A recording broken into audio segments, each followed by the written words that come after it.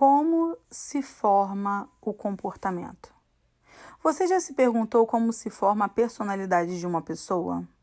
Acredite, esse questionamento atravessa séculos e muito se discutiu sobre ele. Hoje sabemos que o ser humano é um ser biopsicossocial, ou seja, é formado pelo conjunto de fatores hereditários, psicológicos e sociais. Do mesmo modo se forma o comportamento humano, embora saibamos que por meio da neurociência que o comportamento é produzido no cérebro, a genética comportamental nos revela que os genes também nos influenciam de maneira significativa, desde o formato da nossa massa cinzenta até o nosso comportamento em si. Porém, a genética define apenas tendências que podem se concretizar ou não. A partir das nossas competências e dos significados que damos a cada uma delas, nenhum comportamento é completamente herdado. Sempre haverá fatores psicológicos ou sociais que também o influenciam, como a cultura, a religião, a educação familiar e a educação formal, as crenças, os valores, etc. A formação da personalidade é processo complexo e gradual.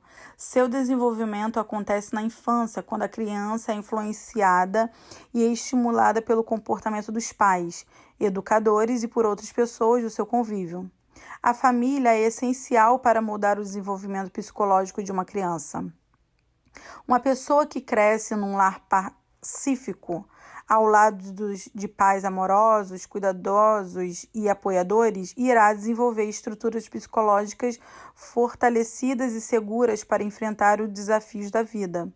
Já pessoas que passaram por experiências traumáticas terão sua personalidade e seu modo de atuar afetados de maneira significativa. Durante a gestação, a criança é capaz de sentir todas as emoções da mãe e registrá-las na memória, mesmo após o nascimento. É no lar que se formam as crenças, a partir de quantidade e de qualidade do amor recebido dos pais. Qualquer alteração na estrutura familiar, por exemplo, o divórcio do casal, vai interferir no desenvolvimento psicológico da criança e na sua personalidade. Mudanças e adaptações às exigências do ambiente. James, o ganhador do Prêmio Nobel de Economia em 2000, pesquisou o processo de aprendizagem por mais de 30 anos. Ele compara a personalidade a um prédio de construção. A base desse prédio está firmada em estrutura sólida que, portanto, não mudarão de lugar, embora seja totalmente possível alterar o acabamento, a fachada, os móveis interiores, a pintura, a iluminação e etc. Outros importantes teóricos da psicologia afirmam que a personalidade está em constante formação. Até o fim da vida, o Carl e Alfred acreditavam que na natureza humana existe uma tendência ao aperfeiçoamento a partir das experiências diárias. Quando Carl diz que o ser humano atende à individuação, no sentido de tornar-se único em seu modo de ser, ele também corrobora com essa ideia de que estamos a cada dia nos tornando melhores.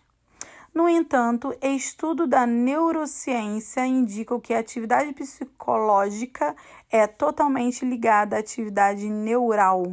A personalidade é estável, mas pode ser afetada pelas experiências ao longo da vida. Uma grande mudança na personalidade pode acontecer a partir de muita repetição ou devido a um forte impacto emocional. Transforme o seu cérebro, transforme sua vida.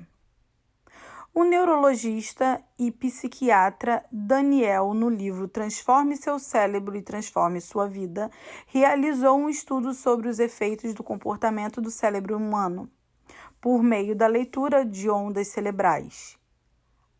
Amen afirma que certos comportamentos estão ligados a regiões específicas do cérebro.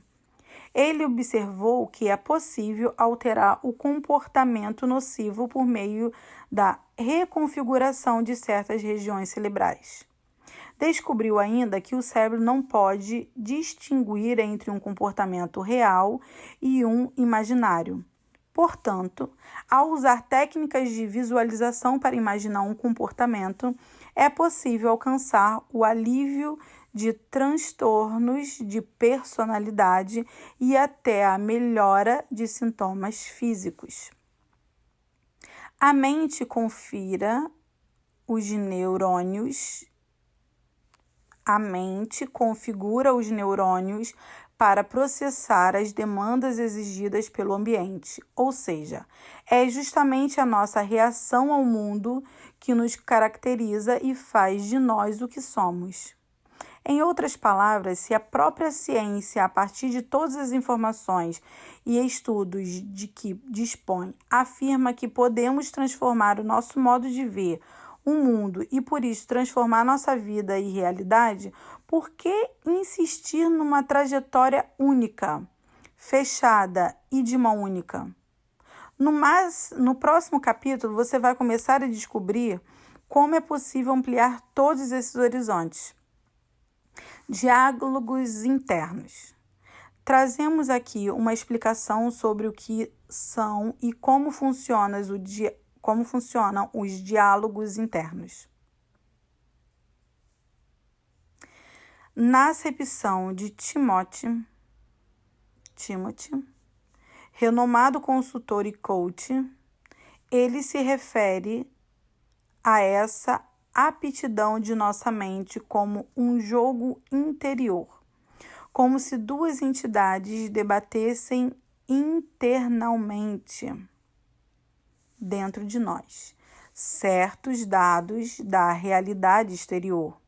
É um processo natural que acontece com qualquer pessoa, mas ao qual muitas vezes não damos atenção e tampouco compreendemos por que acontece. Um exemplo é que quando nos sentimos atraídos por uma pessoa de quem não teríamos nenhuma razão física, social e nem lógica para nos aproximarmos, no entanto, logo nos impulsiona ela, talvez uma certa curiosidade, um magnetismo que não conseguimos explicar. Por mais que tentemos entender ou encontrar uma razão, nos encaminhamos quase que inevitavelmente para essa pessoa.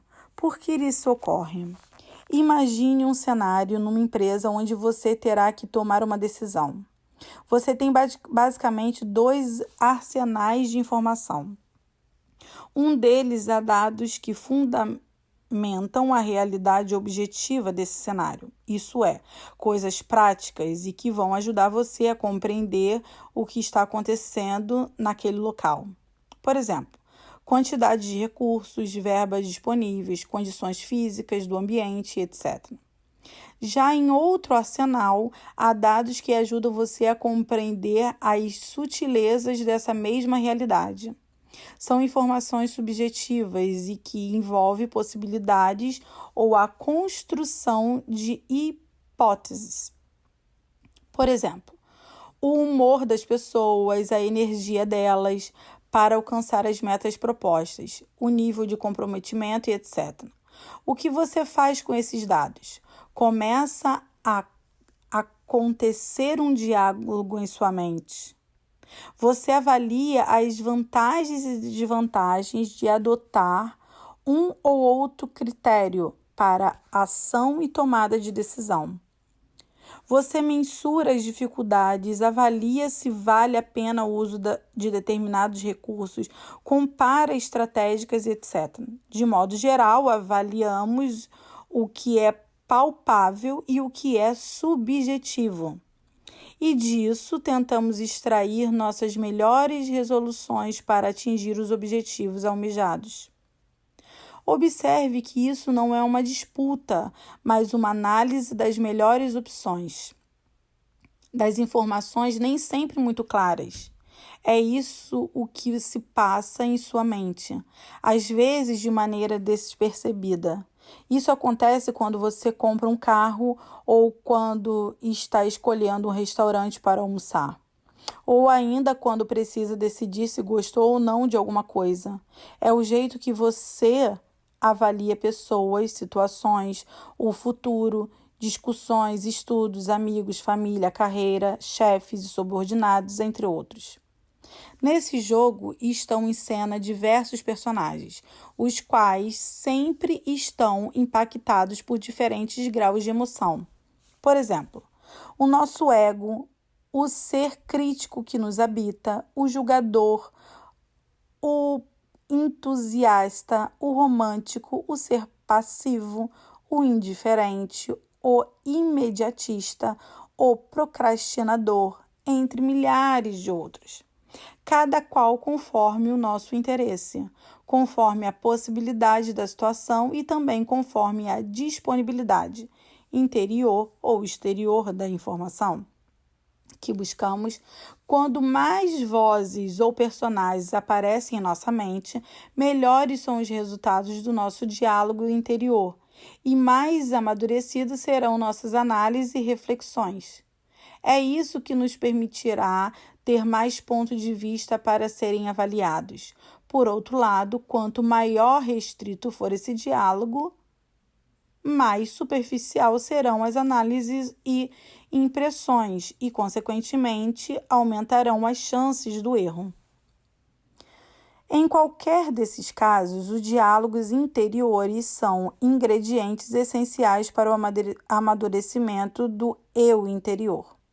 Se pudermos alimentar esse diálogo estimulando a análise de diferentes pontos de vista, maiores serão as chances de conhecermos melhor. Isso porque mais vozes ou personagens terão espaço em nosso próprio repertório de interesses, motivações, saberes e dúvidas, dentro de um imenso e intenso aspecto de afetos, traumas, medos e desejos.